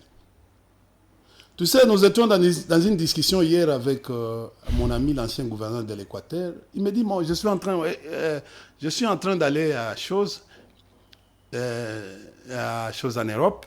Je vais prendre mon avion de l'Europe à Kigali. Je reste 5 jours à Kigali et je reviens. Comme ce n'est pas interdit, je vais revenir ici. Qu'est-ce qui va lui arriver après? Que tu es allé à Kigali, tu as pris des contacts avec... Non, faisons un effort. La rupture des relations diplomatiques intervient en relations internationales quand il y a un conflit, un différend armé. C'est ça. Nous avons... Et pour notre cas persistant. Oui, persistant. C'est une agression. En principe, cette guerre-là de l'Est va se terminer par les armes, Monsieur le Président. Pas autre chose, pas la diplomatie. Mais lui, il a déjà refusé, il ne veut pas la guerre. J'ai dit, non. Le président devait se conformer à la Constitution, à son article 86. Déclaration. Oui. Il a constaté, il y a des preuves de notre agression. Mais nous devons faire comme l'Ukraine. Parce que la mission du président de la République, on dit garant, non, de l'intégrité. Il protège l'intégrité du territoire. Merci. Tu sais, aujourd'hui, sur des questions de l'Ukraine, l'OTAN dit que tu ne peux jamais être membre tant que le territoire n'est pas... Ça, c'est une des conditions. Le territoire n'est pas en entier. C'est l'une des conditions pour aller à l'adhésion vers l'OTAN. Mais ça pourrait aussi... Vous savez, le problème, c'est quoi? C'est les soucis. Nous devons avoir les soucis du Congo. Être déterminés à mettre fin à cette guerre. Pourquoi? Il y a 3 guerres au Congo. Nous avons la guerre interétatique, nous avons la guerre, le terrorisme Et la troisième guerre, c'est la guerre, dans la typologie des guerres, c'est la guerre intra-étatique, qui est la mauvaise. Une guerre où les Rwandais financent, instrumentalisent, un, pour venir exploiter nos minéraux, deux, pour chercher à gérer les pays avec. Tant que nous n'aurons pas cet entendement sur les trois guerres, aucune décision. Merci, vous chutez par là. Oui, aucune décision, aucune mesure ne pourrait être prise pour gagner cette guerre-là. C'est-à-dire, d'abord, il faut expliquer aux Congolais, il faut un entendement, que les Congolais comprennent. Et pourquoi? Parce qu'aujourd'hui, on sent, ceux qui sont de l'autre côté sentent qu'ils nous sont abandonnés. Nous aussi, nous sommes, aujourd'hui, on ne regarde pas ce qui se passe de l'autre côté. Merci. On laisse les pays dans ces stades. Merci, India Omar. Nous devons aujourd'hui. Le président ne peut pas se plaindre. Oui. J'ai même, en les suivant, je l'ai vu, en fait, à un certain moment, quelque chose s'est glissé. Au lieu de parler de la géopolitique, il a parlé des équilibres géostratégiques. Bon, là, j'ai c'est compris. un détail scientifique. J'ai dit, faut pas lui en vouloir. J'ai compris. Mais Mais on ne peut pas accepter aujourd'hui que le président Kenya Ruto dit que, écoutez, il ne va pas partir. jusqu'à ce que... C'est la question du Congo. C'est une question de 30 ans. Et puis, on va dire aujourd'hui avec les AC que j'ai critiqué. Le président, excusez, je termine. Le président de la République ne critique pas. Nulle part où on a donné les prérogatives au président de la République de critiquer. Non, le président de la République agit. C'est-à-dire à travers son gouvernement. Le gouvernement fait quoi? C'est lui le porteur de la conclusion. Pourquoi? Quand vous allez lire l'article 213 de la Constitution, on dit quoi? Le président de la République négocie et ratifie les traités et accords internationaux. En relations internationales, il y a 4 dimensions. La première dimension, c'est le président lui-même qui négocie. C'est-à-dire, il donne le plein... Citez seulement parce qu'on doit... je termine. Oui. Il donne le plein pouvoir au ministre des Affaires étrangères ou même à son cuisinier, s'il a des compétences, des atouts, d'aller négocier à son nom. Dès qu'il termine la négociation, le gouvernement vient, parce que le président vient de terminer la négociation, le gouvernement vient intervenir. Il conclut les accords, c'est-à-dire il prend les engagements. Même après le départ du président, le gouvernement sera responsable. Les gouvernements précédents vont régler cette question. Et les parlements? Oui. Le Parlement regarde la conformité de la conclusion venue du gouvernement. Si c'est conforme à la Constitution. Et il examine les questions et il envoie. Le fait d'envoyer, ça s'appelle la ratification et le président ratifie et il promulgue. Et quid alors de l'EAC? Ça a connu toutes ces mais en fait, nous avons des articles qui parlent de l'autorisation. Merci. Oui, attendez. C'est une autre matière profonde que nous prenons rendez-vous la semaine prochaine. On va revenir sur cet aspect des choses. Il y a un régime d'autorisation, un régime... on reviendra. Bon, on reviendra en profondeur. On reviendra en profondeur sur cette matière. Aujourd'hui, je ne trouve pas que le président se plaint, le président pleure, le président critique. Non, il doit agir à travers son gouvernement.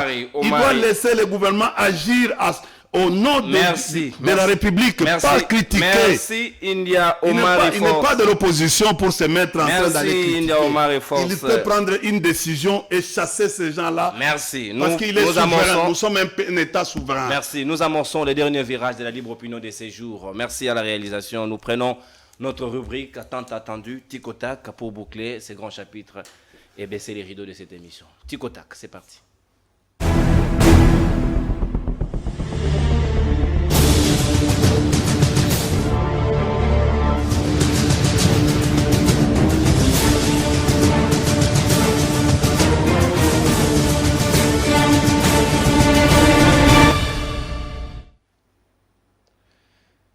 India Omari Force face à la caméra.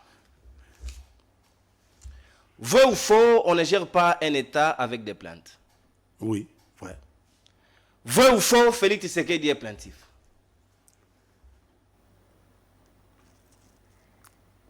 India Omari. La question est difficile.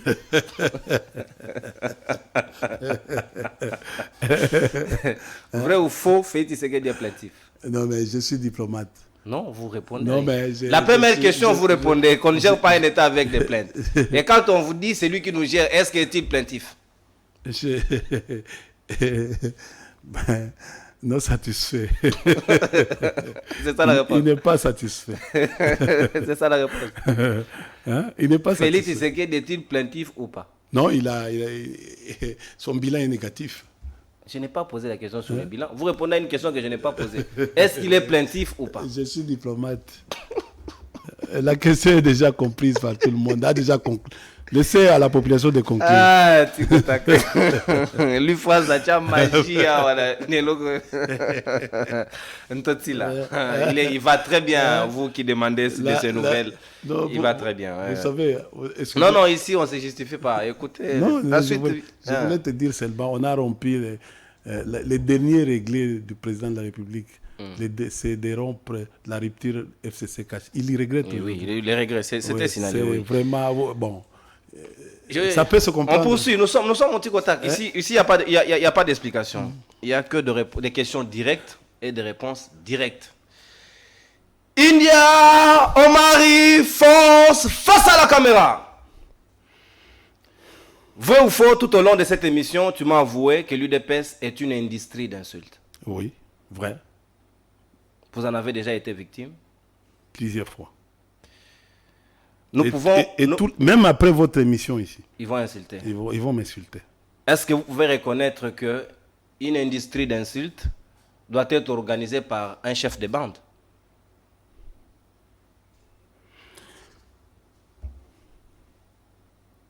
Oui. Je ne sais pas comment on répartit. Moi, je sais qu'un parti politique a un rôle d'éduquer. Est-ce que si un parti politique devient une industrie d'insultes, est-ce que donc nécessairement cela doit être géré par un chef de bande? La première mission, c'est de... Ma question n'est pas sur la mission des partis politiques. Est-ce que cela doit être géré par un chef de bande? Vous reconnaissez vrai ou faux? Nous dénonçons.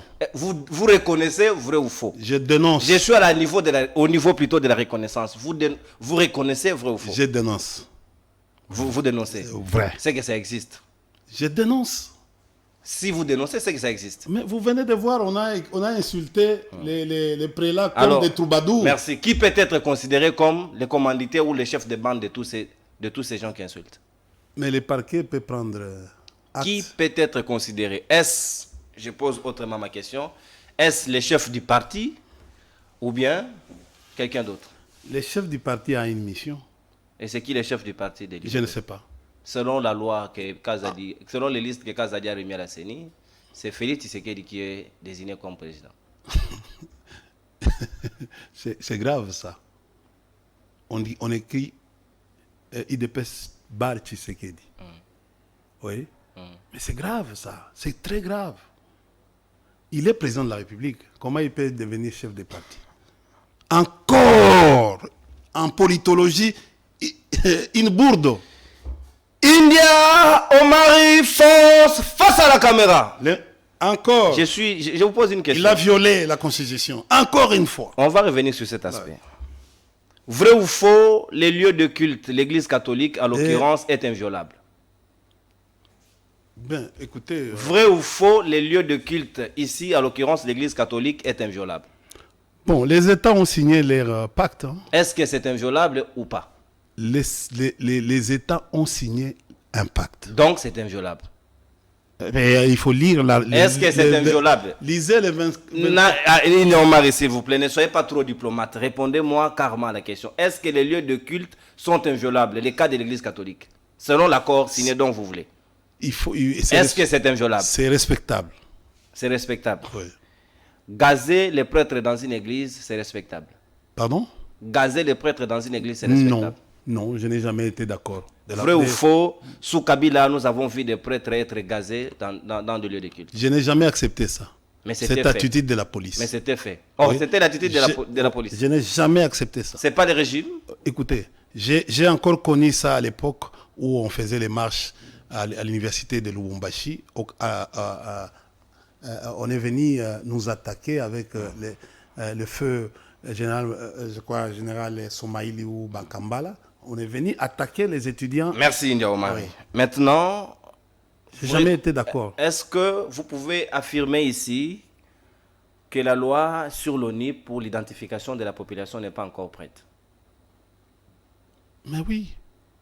Si quelqu'un se permet de pouvoir s'octroyer d'une carte de l'ONIP alors que la loi n'existe pas, on peut les taxer de quelqu'un qui a violé la loi. Vrai ou faux? Ben, écoutez, non, mais c'est... Est-ce que le fait de détenir une carte de l'ONIP sans que la loi puisse exister, c'est une violation de la loi? Oui, exact. Donc, Félix Tshisekedi a violé la loi. Mais comment tu peux détenir une carte d'identité? Donc, Félix Tshisekedi a violé la loi. Comment on peut détenir pour le moment sans processus d'identification? On ne connaît pas les nombres, les Congolais exactement, les nombres de Congolais exactement. Vous détenez une carte.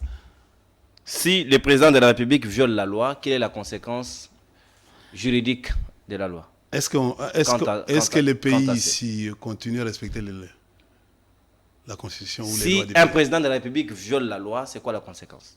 Pardon? Si un président de la République viole la loi, c'est quoi la conséquence juridique? Nous sommes dans la dictature. C'est acceptons. quoi la conséquence juridique?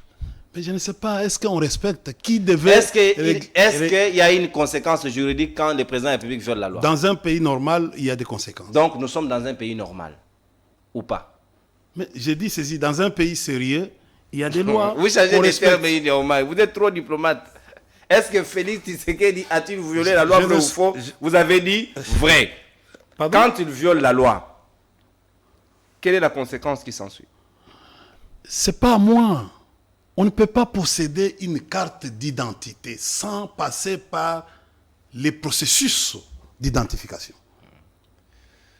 Donc aujourd'hui, si un acteur politique foule ses pieds au Rwanda, on lui accuse d'être de mèche ou de connivence avec le régime de Paul Kagame, alors que le chef de l'État lui-même refuse de rompre les relations diplomatiques avec ceux qu'il considère de peuple amis et frères, le peuple rwandais, nous pouvons dire qu'il est pour quelque chose dans cette insécurité persistante à l'Est. Bon, je ne sais pas, hein, qu'est-ce qui se passe, hein, je ne sais pas. Est-ce qu'il est pour quelque chose? Pardon? Est-ce que le chef de l'État est pour quelque chose de l'insécurité? Est-ce que je suis juge? Vous êtes analyste. Je suis analyste, oui, je ne peux pas aller s'octroyer en fait les prérogatives des juges. C'est aux juges et aux enquêteurs de mener. Joseph Kabila n'ira pas aux élections parce qu'il ne s'est pas fait enrôler. Non, c'est pas ça.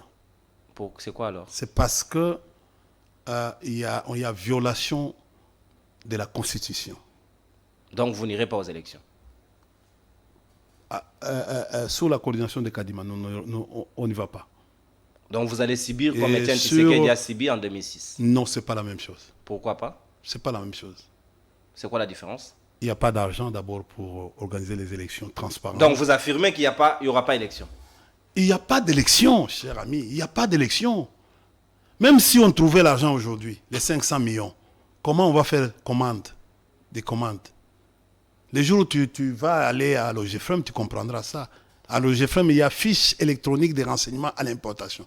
On sait la traçabilité des marchandises, du lieu d'embarquement jusqu'au lieu de débarquement. C'est ça le travail de l'OGFREM.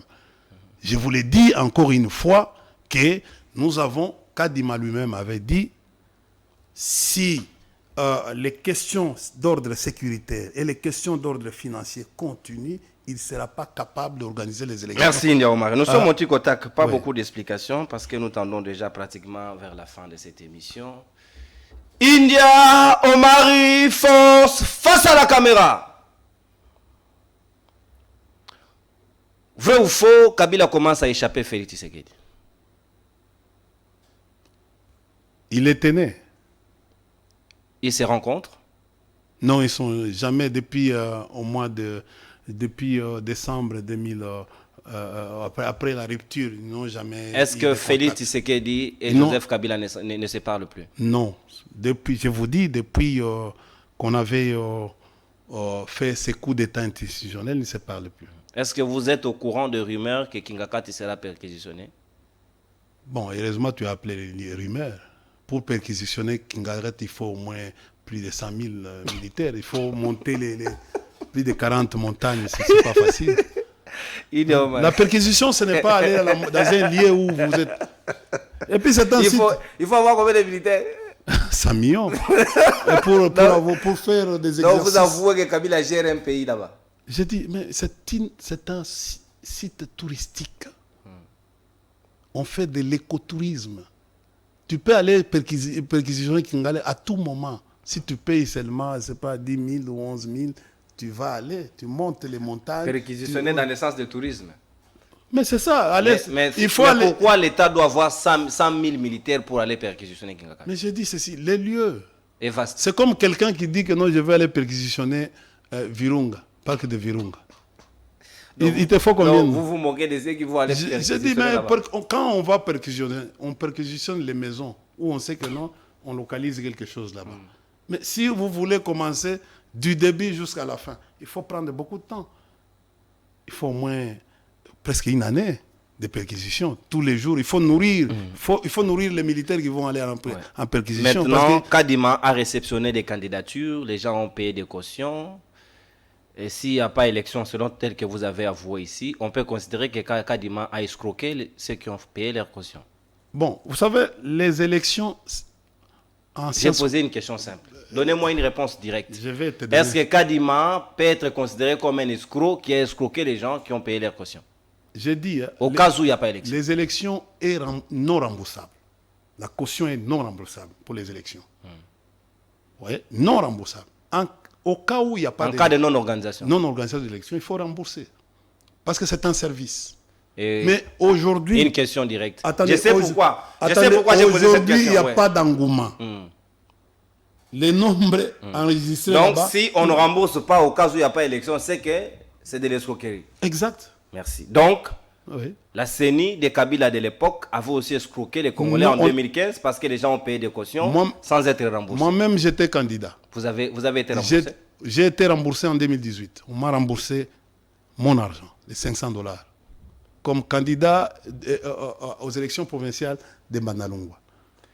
Merci India Omari. Voilà la différence. Merci India Omari pour avoir été. Mais il n'y a pas d'engouement. Allez à la CENI. D'abord, Kadima lui-même avait dit que au fait, l'enregistrement est très faible. Les gens ne payent pas.